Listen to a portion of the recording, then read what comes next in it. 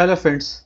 आज जो हम टॉपिक देखेंगे वो है इलेक्ट्रिकल प्रोटेक्शन डिवाइसेस, जैसे कि एमसीबी हो गए, एमसीसीबीज हो गए, ईएलसीबी हो गया, आरसीसीबी हो गया, आरसीबीओ, एमपीसीबी, आइसोलेटर, आरसीडी।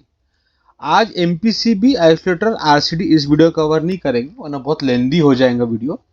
हम ये majorly MCB, MCCB, ELCB, RCCB, RCBO, इन पांचों के हम बेसिकली मतलब समझें क्या होता है, कैसे काम करता है और सब में क्या क्या डिफरेंसेस है।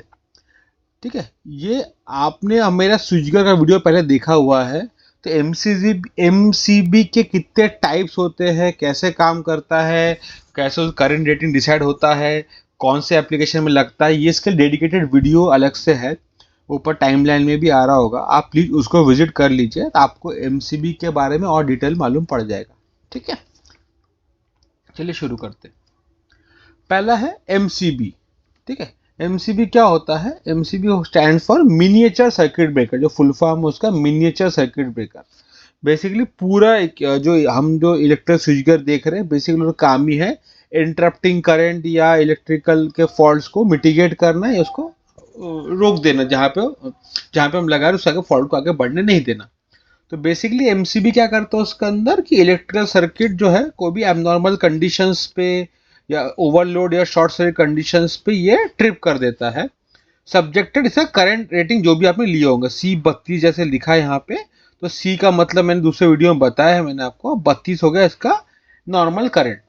और इसके अंदर अगर कोई फॉल्ट जनरेट हो गया तो उस कंडीशन पे ये एमसीबी ट्रिप हो जाएगी। ऐसे अगर ट्रिप हो जाएगा, कितने टाइम में ट्रिप होगा सब्जेक्टेड, ये कौन सा टाइप ऑफ एमसीबी लगा, C1 जो भी आपने टाइप लिया होगा उस हिसाब से टाइम लेगा, और करंट का रेटिंग को, करंट कितना फ्लो हो रहा है उसके ऊपर ये टाइम पे ये ट्रिप हो जाएगा।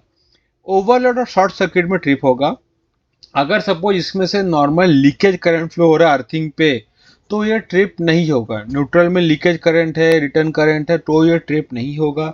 लूज कनेक्शन में भी ट्रिप नहीं होगा। ठीक है, ये सिर्फ और सिर्फ ट्रिप होगा ओवरलोड और शॉर्ट सर्किट कंडीशंस पे, लोड के ऊपर जो भी है। ठीक है, एमसीबी का काम ये है।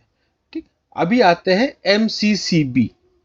As name suggest, it is full form in moulded case circuit breaker.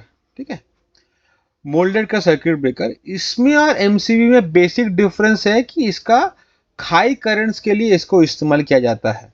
ठीक है, उसका और भी डिफरेंसेस हम देखेंगे। ठीक है, एमसीबी बेसिकली क्या रहता है, सेम काम करता है प्रोटेक्शन अगर short circuit fault and overload fault पे ऊपर।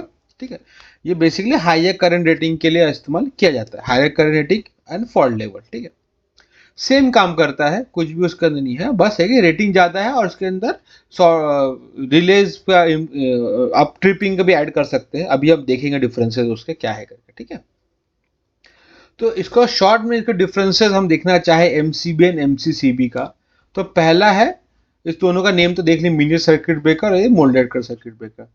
पहला डिफरेंस आता है, इसका जो करंट है 125 एम्पियर तक का ही आता है एमसीसीबी, और उसके नीचे ही रहता है 16, 10, 25, 32, 40 ऐसा करके उसके रेटिंग्स आते हैं।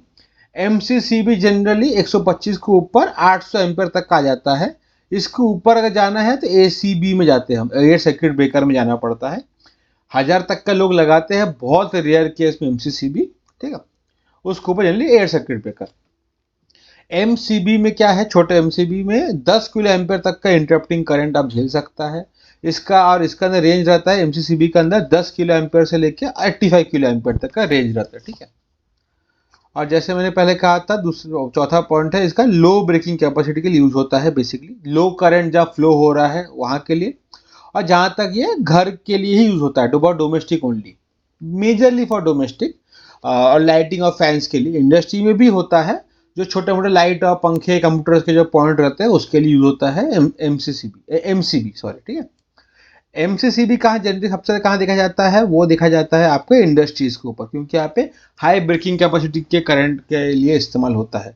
जो बड़े बड़े मोटर्स है, पैनल से, मशीन से, उसको अगर आपको पावर देना है तो एमसीसीबी से पावर देते हैं उसको। ठीक है, क्योंकि ये ऐसे फोटोग्राफ देखे हमने, वो काफ़ी बड़ा रहता है, पैनल के अंदर रहता है, उसको बाकी हैंडल आता है ऑन ऑफ करने का। ठीक है, और एक दूसरा सबसे मेजर डिफरेंस क्या है, एमसीबी का अंदर आपको एडजस्ट नहीं कर सकते ट्रिप कैरेक्टरिस्टिक, मतलब मैं आप ये नहीं डिसाइड कर सकते 16 का मैं आधे पे ट्रिप करा सकता हूँ क्या, ऐसा कोई एडजस्टमेंट आता नहीं है उसके अंदर।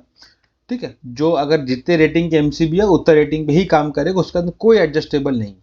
ठीक है, इसको फिक्स टाइप मैग्नेटिक कैरेक्टरिस्टिक पे काम करता है। ठीक है, और दूसरा जो है एमसीसीबी वो है एडजस्टेबल रहता है, उसके अंदर ओवरलोड का और अर्थ फॉल को एडजस्ट करने का अपने अपना रेटिंग रहता है। उसका आप आधे पे 0.5 0.6 ऑफ रेटेड करंट पे भी आप उसको ट्रिप करा सकते हैं, टाइमिंग भी एडजस्ट कर सकते हो उसके अंदर। ठीक है, तो मेजर ये सब मेजर डिफरेंसेस है एमसीबी और एमसीसीबी के बीच में।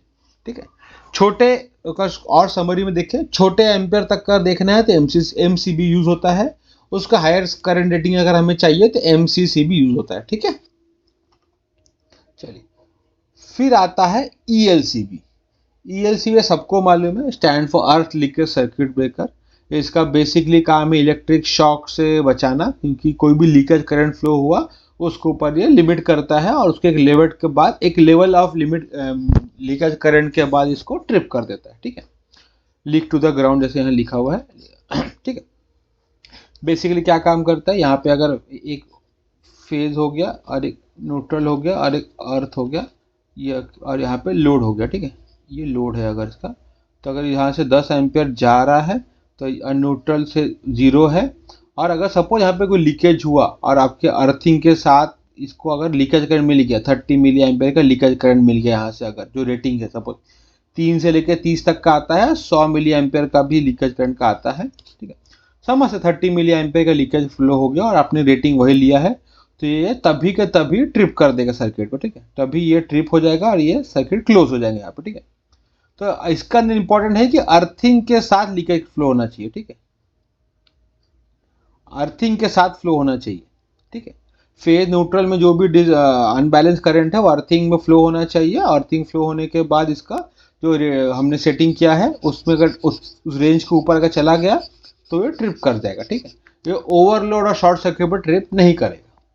ठीक है, इसका टेस्ट बटन भी रहता है, वह घड़ी घड़ी आप इसको टेस्ट कर सकते हैं, 6 महीने में टेस्ट करना चाहिए ईएलसीबी का। उसको प्रेस करके देखिए वो अपना ट्रिप कर देगा, मतलब आपको मैकेनिज्म हेल्दी है करके। ठीक है, फिर ईएलसीबी समझा आपको, अर्थ में अगर आपका लीकेज अर्थ में जा रहा है तो ये ट्रिप करेगा। सिमिलर लाइंस पे आता है आरसीसीबी। ठीक है, सेम है, काम करता है लगभग। इसका फुल फॉर्म में residual current circuit breaker. It detects difference between neutral and live conductor। ये मेन डिफरेंस है। क्यों डिफरेंस बताया, क्योंकि ईएलसीबी और आरसीसीबी दोनों रेसिडुअल करंट पे ही काम करते हैं। अगर अभी आप बोलोगे कि दोनों सेम काम करते हैं तो नया बनाने की जरूरत क्या थी। ठीक है, तो ये इसका डिफरेंस मैं बताता आपको यहाँ पे। ये बेसिकली क्या होता है कि ऐसे आपको बताया, ये फेज है, ये न्यूट्रल है, ये अर्थ है अगर सपोज, और यहाँ पे लोड लगा हुआ है। ठीक है, तो नॉर्मली ईएलसीबी वक्त ये अंडरस्टैंडिंग रहती है कि जो लीकेज करंट है वो अर्थ के साथ, जो अर्थ कनेक्टेड है उसके साथ ये फ्लो होके जा रहा है। ठीक है, इसमें 30 मिली एम्पियर फ्लो हो रहा है। ठीक है, पर हो सकता है कोई सिनेरियो के अंदर न्यूट्रल हमारा लूज हो, न्यूट्रल में इश्यू हो, न्यूट्रल से हमारा लीकेज करंट फ्लो हो रहा होगा। अर्थ के न्यूट्रल में इश्यूज कैसे सॉर्ट आउट करेंगे, तो न्यूट्रल में लीकेज करंट फ्लो हो रहा होगा, उसमें ईएलसीबी काम नहीं आता है। ठीक है, तो अभी क्या किया है, इन दोनों का जो डिफरेंस है, इसका और इसके बीच में डिफरेंस जो है,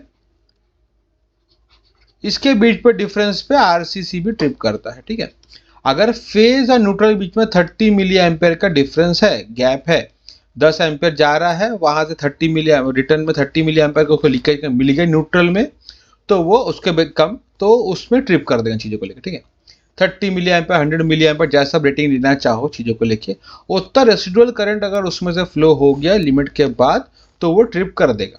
ठीक है, तो बेसिकली अर्थिंग का अर्थ के साथ करता है और ये न्यूट्रल के साथ करता है। ठीक है, ईएलसीबी के बाद आरसीसीबी आया हुआ है, क्योंकि ऐसा समझा जाता है चीज़ों को रिवॉल्व करने के पीछे कि जो करंट है पहले ईएलसीबी वक्त की जो लीकेज करंट है अर्थिंग से ही फ्लो होता है।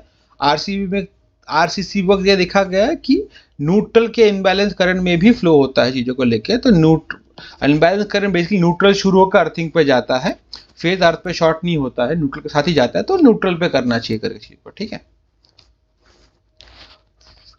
इसका अब देखेंगे आरसीबीओ, देखिए इसका अगला वर्जन जो है वो आरसीबीओ है, ठीक है। अब आरसीबीओ क्या होता है, इसके लेवल ऊपर जो है, RCBO stand for residual current breaker with overload, ठीक है। With overload is the important one, ठीक है। बाकी सेम काम करता है, बस तो ओवरलोड कैरेक्टरिस्टिक्स ऐड हो गया, इसका देखा गया। तो एमसीबी और ईएलसीबी आरसीसीबी को अगर जोड़ लिया, अगर हमने ईएलसीबी आरसीसीबी सेम ही है, जैसे मैंने कहा लीकेज करंट पे काम करता है, उन दोनों का अगर आपने जोड़ दिया एमसीबी प्लस ईएलसीबी और आरसीसीबी इज इक्वल्स टू आरसीबीओ, ठीक है। ये बेसिकली इसका काम है। इसका अंदर फायदा क्या है, अपने को एमसीसीबी को ओवर करंट भी मिल जाता, शॉर्ट सर्किट मिल जाता है, और ईएलसीबी आरसीबीओ का अर्थ फॉल्ट और लीकेज करंट भी मिल जाता है, लीकेज करंट भी अपने को प्रोटेक्शन मिल जाता है, ठीक है। इसका अंदर ऐसे एग्जांपल इधर दिख रहा है, जो C63 दिख रहा है, तो ये नॉर्मल फॉल्ट करंट और शॉर्ट सर्किट में भी ट्रिप करेगा, और 30 मिली एम्पीयर लीकेज है तो उस पर भी ट्रिप करेगा। वन अगर आपका लोड आपका कहीं पे भी आपको मेल फंक्शन कर रहा है तो ये ट्रिप करेगा चीज़ों को, ठीक है। आरसीबी द लेटेस्ट वन, तो जनरल में अपने इंडस्ट्रियल लोड्स के ऊपर ये इस्तेमाल होता है चीज़ों को लेकर, जो वो सेंसिटिव लोड्स है। सिमिलर सी कैटेगरी सब सेम रहेगा, सी ए बी सब सेम रहता है, वो सब सिमिलर है, ये बस उसका ऐड है, ठीक है। अब इसको थोड़ा डायग्रामेटिकली समझते अगर हम इसको देखिए, हम वापस समझेंगे। ईएलसीबी क्या करता है, फेज न्यूट्रल अर्थ, ठीक है, फेज न्यूट्रल अर्थ, ये उसका है लोड, ठीक है, ठीक है। ये क्या करेगा, इस अर्थ के साथ अगर इसका 30 मिली एम्पियर फ्लो हुआ लिखा तो ये एलसीबी ट्रिप करेगा, ठीक है। आरसीबी और इसके अंदर फेज करंट ओवरलोड के ऊपर ट्रिप नहीं करेगा, ठीक है, ये ट्रिप नहीं करेगा। आरसीसीबी सेम है, इसको हम देखें, इसको अगर हम देखना चाहेंगे,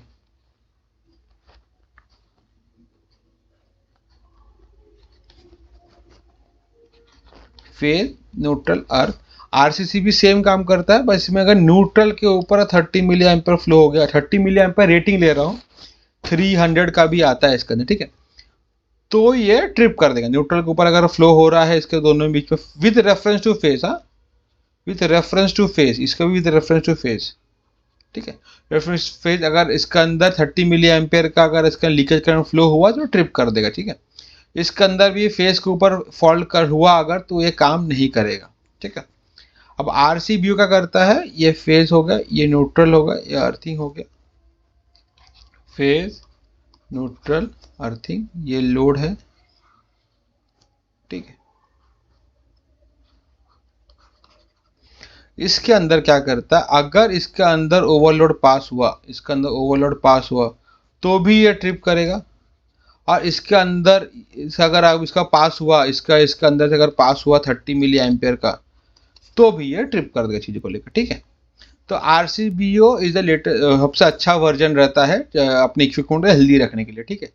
इसको और अच्छे समझते हैं दोनों के डिफरेंसेस को, देखिए ये टेबल को ध्यान रखिए थोड़ा चीज़ों को लेकर, टेबल में पूरा समरी है इसके अंदर, देखेंगे अगर आप एमसीबी क्या नाम है, मिनिएचर सर्किट ब्रेकर, ये कब ट्रिप करेगा, शॉर्ट सर्किट पे बिल्कुल करेगा, ओवरलोड पे बिल्कुल करेगा, लीकेज करंट पे नहीं करेगा, ठीक है। फिर आते हैं एमसीसीबी में, मोल्डेड केयर सर्किट ब्रेकर, ये ओवरलोड शॉर्ट सर्किट पे करेगा बिल्कुल करेगा, ओवरलोड पे करेगा बिल्कुल करेगा, रेसिडुअल पे करेगा नहीं करेगा, ठीक है, उसके लिए बना ही नहीं है। ईएलसीबी या आरसीसीबी किस में करेगा, ओनली फॉर लीकेज पे काम करेगा, ठीक है, रेसिडुअल करंट या लीकेज पे काम करेगा। आरसीबीओ क्या करेगा, विथ ओवर करंट से तीनों में काम, short circuit, overload, residual leakage पे भी काम करेगा, ठीक है।